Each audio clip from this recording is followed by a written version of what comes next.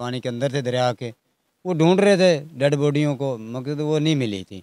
फिर जब जनाब अली वो वाल साहब था जौन सा उन बच्चों का, तो उसने कहा यार किसी को फ़ोन करो, को बताओ। चिल्ला रहे थे हम सब सारे लोग, फिर जितने भी सब रोड़ा पा रहे थे, शोर कर रहे थे कि भाई यार बचाओ किसी तरीके से, मगर नहीं। फिर यहाँ पर सुनने वाला कोई भी नहीं था ना। नंबर था, मैंने उसे फ़ोन किया। दास सिंह का भट्टी जनाब अली पे रहते हैं। यहाँ पर मुकामी जो लोग थे जिन्हें पता था, जो तैराक थे, गोताखोर थे। जी जी, उन्हों को मैंने फ़ोन किया था जनाब अली। उसमें से कोई 2 लोग आए थे, उन्होंने जनाब अली आके तकरीबन 1 घंटे बाद, तकरीबन 1.5 घंटे बाद पहली डेड बॉडी निकली थी। ठीक है, तो तो यहाँ पर रेस्क्यू का हमला नहीं आया था? नहीं जी, वो नहीं आया था जब तक। ठीक है। जी नाज़रीन, आपने मैंने आपको बताया कि यहाँ पर क्या मामला हुए। मेरे साथ यहाँ पर मुकामी लोग मौजूद हैं। मुकामी लोगों से जानते हैं कि इन्होंने जब ऐसा नाखुशगवार वाक़या पेश आया तो इन लोगों ने अपनी मदद आपके तहत कैसे उन 4 डेड बॉडीज़ को निकाला, और यहाँ पर क्या कैसा शोक का समा था, क्योंकि हर आँख अश्कबार थी। छोटे 12 साला रूहान और 2 साला रुबाब जैसे नन्ही कली जिसने अभी अपनी ज़िंदगी सारी गुजारनी थी, और 12 साला रूहान जिसे अभी पता चला था कि दुनिया होती क्या है, क्योंकि 12 साल की उम्र में बंदा बच्चे को पता चलता है, आहिस्ता आहिस्ता उसे बहुत सारी चीज़ें सीखने को मिलती हैं। मेरे साथ यहाँ पर कुछ मुकामी मौजूद हैं, उनसे जानते हैं कि ये जब वाक़या पेश आया तो ये इन्होंने कैसे अपनी मदद आपके तहत उन्हें निकाला। अस्सलाम वालेकुम। वालेकुम सलाम। क्या नाम है आपका? मोहम्मद आसिफ। आसिफ भाई, मुझे ये बताइएगा कि जब ये नाखुशगवार वाक़या पेश आया जिसमें सारा इलाका ही जो वो सोगवार है, हर आँख जो वो अश्कबार है, तो क्या मामला थे यहाँ पर फिर? सर जब मैं आया था तकरीबन आधे घंटे बाद में आया था, जब यहाँ पर इतने की तादाद थी कि भी बहुत ज़्यादा थी। ठीक है, भी 2 तकरीबन 3 आदमी थे जो से लड़के गांव के थे, वो जनाब अली पानी के अंदर थे दरिया के, वो ढूंढ रहे थे डेड बॉडियों को, मगर वो नहीं मिली थी। फिर जब जनाब अली वो वाल साहब था जौन सा उन बच्चों का, तो उसने कहा यार किसी को फ़ोन करो, को बताओ। चिल्ला रहे थे हम सब सारे लोग, फिर जितने भी सब रोड़ा पा रहे थे, शोर कर रहे थे कि भाई यार बचाओ किसी तरीके से, मगर नहीं। फिर यहाँ पर सुनने वाला कोई भी नहीं था ना उस टाइम। तो जनाब अली फिर मैंने सोचा कि भी यार कोई दोस्त हैं, भी चलो उनको कॉल कर ले। फिर मैंने दोस्त अफजाल है, उसका मेरे पास नंबर था, मैंने उसे फ़ोन किया। दास सिंह का भट्टी जनाब अली पे रहते हैं। यहाँ पर मुकामी जो लोग थे जिन्हें पता था, जो तैराक थे, गोताखोर थे। जी जी, उन्हों को मैंने फ़ोन किया था जनाब अली। उसमें से कोई 2 लोग आए थे, उन्होंने जनाब अली आके तकरीबन 1 घंटे बाद, तकरीबन 1.5 घंटे बाद पहली डेड बॉडी निकली थी। ठीक है, तो तो यहाँ पर रेस्क्यू का हमला नहीं आया था? नहीं जी, वो नहीं आया था जब तक। ठीक है, उसके बाद तकरीबन फिर 2.5 घंटे बाद दूसरी हमें डेड बॉडी मिली। उससे बाद तकरीबन 3 डेड बॉडी हमें मिली तकरीबन 4 घंटे के बाद। 4 घंटे के अंदर अंदर हमें 3 डेड बॉडी। 4 घंटे के अंदर 3-3। और यहाँ पर कितने लोग मौजूद थे? कोई बहुत ज़्यादा थे लोग तो। मतलब यहाँ पर रश था, सारे करीबी जो देहात थे, जैसे जैसे पता चला देखा देखी लोग आए कि हो सकता है कि हम जाएं और किसी ना किसी की जान बचा लें। तो लेकिन जो आप कह रहे हो कि अंदर सिर्फ 3 लोग ही गए थे? जी, जब तक 3 लोग ही थे, क्योंकि किसी को तरना आवे फिर ही है ना, कोई तरना नहीं। मतलब जिसे तैराकी आती है वही अंदर जा सकता है, दूसरे ने तो अपनी जान ही गंवानी है।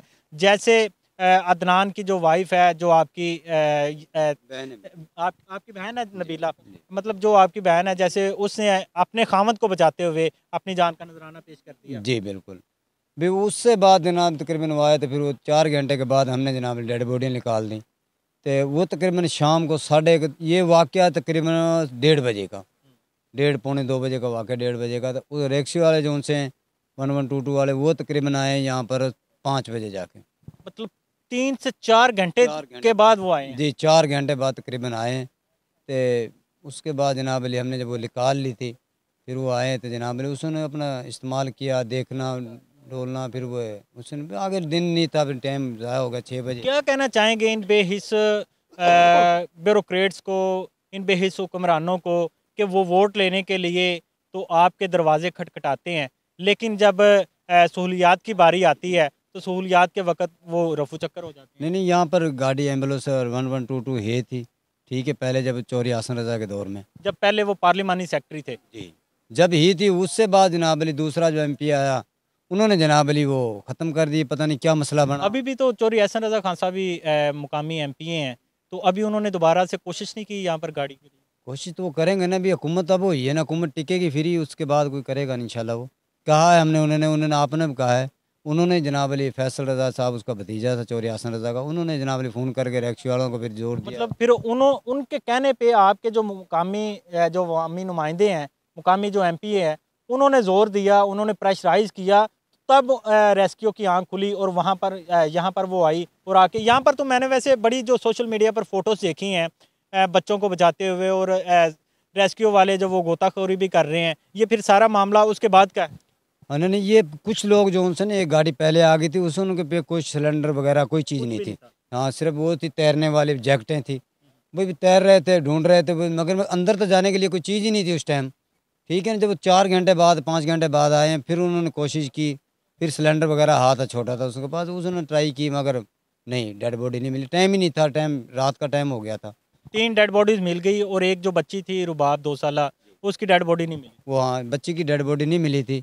वो जो बाकी मिली थी, वो रेस्क्यू ने निकाली थी या यहाँ के जो मुकामी लोग हैं उन्होंने? ये मुकामी लोगों ने निकाली थी। रेस्क्यू तो बहुत लेट आई है ना, तकरीबन 4 घंटे बाद हुए, 4 घंटे के अंदर अंदर हमने 3 निकाल ली थी पहले ही। नाज़रीन, आपने उस फैमिली के ये मेंबर हैं आसिफ साहब, उनकी भी बात सुनी। ये ऐनी शाहिद भी हैं मेरे साथ। जो यहाँ पर मुकामी निजी चैनल के रिपोर्टर हैं अकरम शैकी साहब, वो भी मौजूद हैं। उनसे जानते हैं कि यहाँ पर ये सहूलियात का फुकदान क्यों है और ये जो इलाका है, आसिफ साहब के मुताबिक कि यहाँ पर इससे पहले जब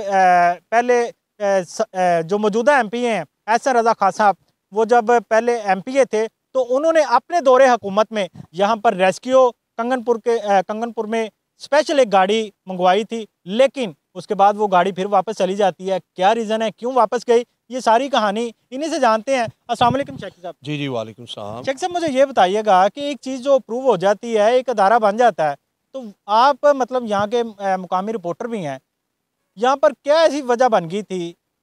तनख्वाहें तो रेस्क्यू का अमला ले रहा है, गाड़ियों की मद में, फ्यूल की मद में भी पैसे इकट्ठे किए जाते हैं, लेकिन यहाँ से गाड़ी वापस भेज दी जाती है। क्या कंगनपुर के जो बासी हैं, कंगनपुर के जो रहने वाले हैं या जो मुल्हिका देहात हैं कंगनपुर के, क्या इनके वोटों से आपके नुमाइंदे मुंतखब नहीं होते? जी जी, बिल्कुल ऐसा ही है, आपकी बात दुरुस्त है। हमारे ही वोट होते हैं जिनकी वजह से ये सिलेक्ट होते हैं।